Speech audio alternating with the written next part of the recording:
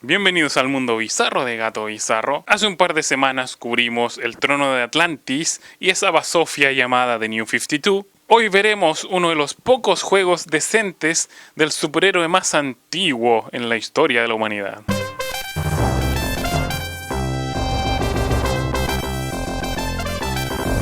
Este juego arcade de Superman fue hecho en el año 1988 por Taito Corporation. Nunca fue traspasado a ninguna consola. Tú controlas a Superman y debes luchar a través de 5 niveles y detener al emperador Zsasz, quien me recuerda demasiado a Brainiac.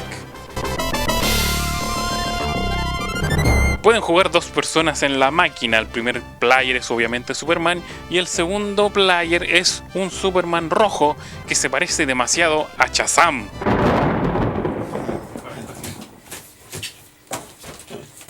Un segundo. Al parecer originalmente el segundo player tendría que haber sido Superchica, Supergirl, pero en esa época pensaron que los adolescentes no iban a usar a una mujer en el segundo player. Era muy sexista en aquel entonces y convirtieron a un Superman azul a un Superman rojo. Existen 2 modos de juegos, el beat 'em up, donde con el primer botón das golpes de puño y al dejarlo apretado acumulas energía y la lanzas hacia adelante.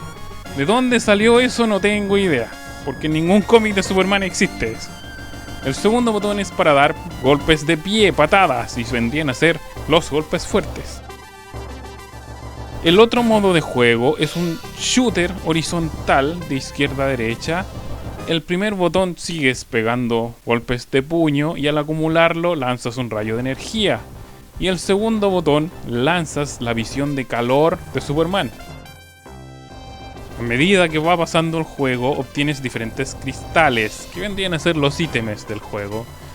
El cristal amarillo te da un rayo más fuerte de lo normal. El cristal azul te llena la barra de energía. Y el cristal rojo destruye todos los enemigos de la pantalla.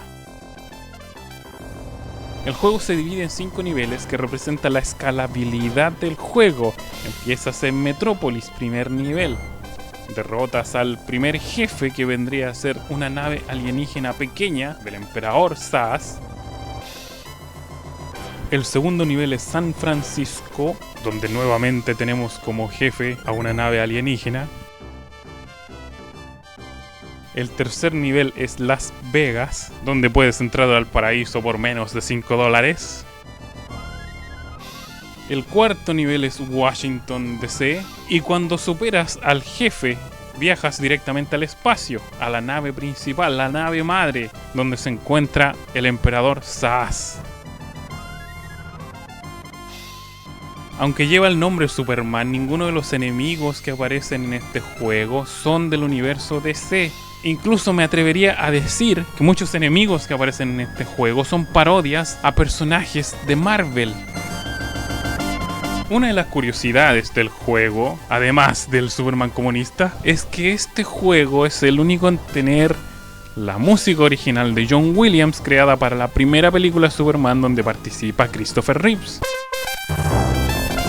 Un juego bastante decente para lo que significa la franquicia de Superman. No olvidemos que existe Superman 64 y que los defectos que tiene son defectos de diseño. Pocos enemigos, un segundo player demasiado mal hecho, música repetitiva, la misma música de John Williams una y otra vez. Quitando todos esos defectos, este podría ser uno de los mejores juegos de Superman, de la franquicia Superman. No existe ningún juego de Superman lo suficientemente bueno, a diferencia de la franquicia de Batman, por ejemplo, y todo lo que es Batman Arkham Asylum, que pueda considerarse como un buen juego.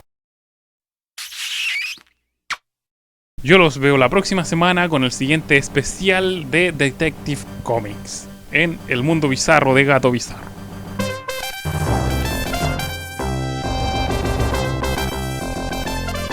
Si te gustó este video, dale me gusta y suscríbete a mi canal de YouTube. Eso me ayudaría mucho para seguir produciendo videos de este tipo.